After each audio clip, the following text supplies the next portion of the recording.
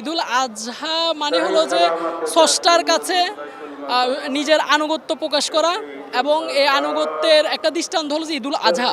এবং এটার মাধ্যমে আমাদের ভিতরে একটা পশু আছে, ওই মানবিকতার বিপরীত যে বিষয়টা সেটা হলো যে পশুত্ব। অর্থাৎ আমরা পশু জবাই যেভাবে করব সেভাবে আজকে যাতে আমাদের ভিতরের পশুত্বটাও যাতে হলো যে কোরবানি করে দিই। দেখেন আপনি বাংলাদেশের যেই বর্তমান যে আইন শৃঙ্খলার যেই ব্যবস্থাটা, অর্থাৎ আইন শৃঙ্খলা বাহিনী থাকার পরেও কিন্তু সাধারণ মানুষের নিরাপদ নয়, কারণ তার মধ্যে তার যে পশুত্ব আছে এই পশুত্বটা জাগ্রত হওয়ার কারণেই কিন্তু সে কিন্তু সমাজের মধ্যে বিপর্যয় ঘটাচ্ছে। আমাদের পশুত্বটাকে যদি বিলীন করতে পারি তাহলে স্রষ্টার কাছে সর্বোত্তক আনুগত্যের বহির্প্রকাশ আমরা ঘটাতে পারবো, এবং স্রষ্টার কর্তৃক সৃষ্টির যেই দায়িত্ব, এই দায়িত্বটা আমার থেকে মনে হয় ছোট্ট এই কাজটা যদি করতে পারে তাহলে এই স্রষ্টার কাছে আরোপিত যে দায়িত্ব, এই দায়িত্বটা কিছুটা অন্ততপক্ষে মানে পালন করা হবে মনে হচ্ছে আর কি।